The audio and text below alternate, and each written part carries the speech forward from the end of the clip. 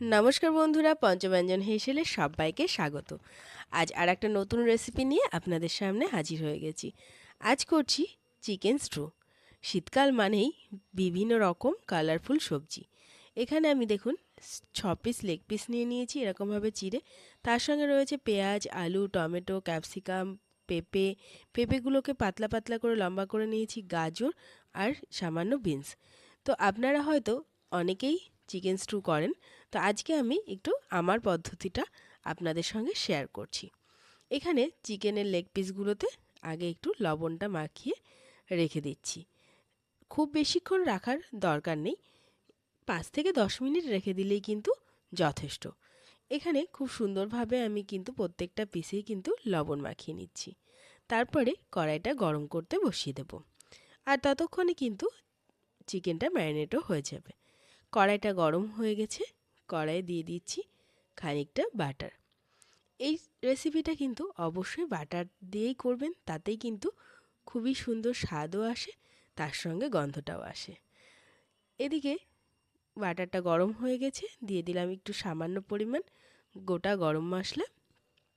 এতেও কিন্তু এই বাটারের সঙ্গে গোটা গরম মশলার গন্ধটা একটা বেশ আলাদা মাত্রা নিয়ে আসে। এরপরে দিয়ে দিচ্ছি এই রসুন কুচি।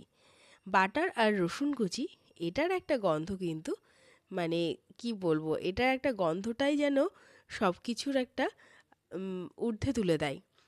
স্যুপ বলুন, স্ট্রু বলুন, এই সমস্ততে কিন্তু এই বাটারের উপরে যেই এই রসুন কুচিটা পড়ে, তার গন্ধটা একটা অন্য মাত্রা আনে।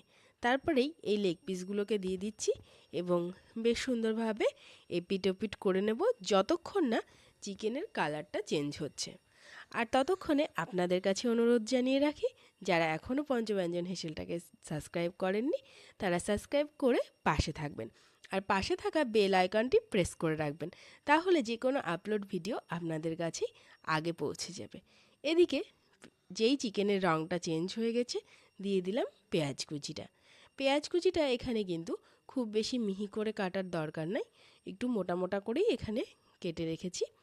এবার পেঁয়াজটা একটু নরম করে নেব। তারপরে দিয়ে দেব এখানে টমেটো, তার সঙ্গে দিয়ে দিচ্ছি আলু, পেঁপে, গাজর, অর্থাৎ যেগুলো সবজিগুলো সেদ্ধ হতে সময় লাগে সেই ভেজিটেবলসগুলো আগে দিয়ে দিচ্ছি। আর এই দুটো দেব পরে, কারণ এদের গ্রিন কালারটাকেও রাখার জন্য, তার সঙ্গে এই সবজি দুটো কিন্তু খুব তাড়াতাড়ি নরম হয়ে যায়। তো এবার সমস্ত সবজি এবং চিকেন দিয়ে বেশ সুন্দরভাবে নাড়াচাড়া করে নেব খানিকক্ষণ। নাড়াচাড়া করার পরে এর মধ্যে দিয়ে দেব এখানে খানিকটা ধনেপাতা। ধনেপাতাটা এখানে দেখেই বুঝতে পারছেন বেশ অনেকটাই কিন্তু লম্বা লম্বা করে বানিয়েছি, ঠিক যেরকম সমস্ত ভেজিটেবলসগুলো লম্বা করে বানানো হয়েছে তার সঙ্গেই কিন্তু মানানসই করে ধনেপাতাটা। তার সঙ্গে দিয়ে দিচ্ছি এখানে পরিমাণ মতো লবণ, কারণ ভেজিটেবলসগুলোতে লবণ দেওয়া হয়েছিল না, সেই লবণটাই কিন্তু এখানে আমরা দিয়ে দিলাম। আর এদিকে দেখুন ভেজিটেবলস এবং চিকেন থেকে কিন্তু অলরেডি সামান্য করে কিন্তু জল ছাড়তে আরম্ভ করে দিয়েছে। এই পর্যায়ে একটু সিম হিটে রাখবেন, তাহলে ভেজিটেবলস এবং চিকেন থেকে বেশ সুন্দরভাবে জলটা ছেড়ে যাবে। এরপরে সামান্য দিয়ে দেবো আমরা এখানে আদা কোড়া, বা আপনারা চাইলে এখানে একদম মিহি করে কুচি আদাও কিন্তু দিতে পারেন, আবার চাইলে বাটাও দিতে পারেন। তবে বাটার থেকে এই রেসিপিতে একটু মুখে বাঁধলে বেশি সুন্দর লাগে খেতে। তো এটা অবশ্যই অপশনাল, আপনাদের যেটা ইচ্ছা হবে আপনারা সেটা করবেন। তো এইভাবে খানিকক্ষণ নাড়াচাড়া করে নেওয়ার পরে কিন্তু আমরা এখানে দিয়ে দেব জল। জলটা বেশ অনেকটা পরিমাণেই জল দেব, আর এখানে সেদ্ধ হতে কিন্তু আরও বেশ খানিকক্ষণ সময় লাগবে। তো এখানে মোটামুটি আমি 1.5 বাটি মতন জল আমি এখানে অ্যাড করেছি 6টা চিকেনের পিস এবং যে যে পরিমাণ ভেজিটেবলস দিয়েছি তাতে। তারপরে 2 মিনিট ঢাকা দিয়ে রেখেছিলাম এবং দেখতেই পাচ্ছেন এখন খুব সুন্দরভাবে ফুটছে। এই পর্যায়টাতে শুধু জোর হিটে কিন্তু ফোটাতে হবে।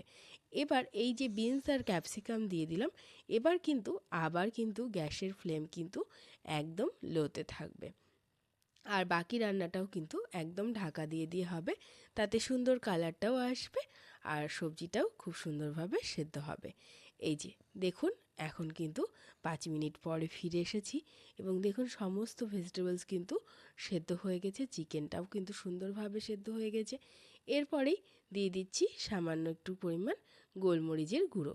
গোলমরিচের গুঁড়োটা দিলে খুব সুন্দরভাবে একটা ঝালের ব্যাপারটা আসে। আর একটা জিনিসের জন্য আপনাদের কাছে সরি চাইছি, মাঝে একটু কাঁচা লঙ্কা কুচি দিয়ে দিয়েছিলাম, যেটা আপনাদেরকে দেখানো হয়নি। তো আজকের রেসিপিটা তো হয়েই গেল, সার্ভ করে দিয়েছি। তো আজকের রেসিপি কেমন লাগলো অবশ্যই জানাবেন, লাইক শেয়ার কমেন্ট করতে ভুলবেন না। আর যারা নতুন এসেছেন তারা সাবস্ক্রাইব করে পাশে থাকবেন। তো আজকের মতো এই রেসিপিটা এই পর্যন্তই, আবার খুব তাড়াতাড়ি নতুন রেসিপি নিয়ে চলে আসবো। টাটা।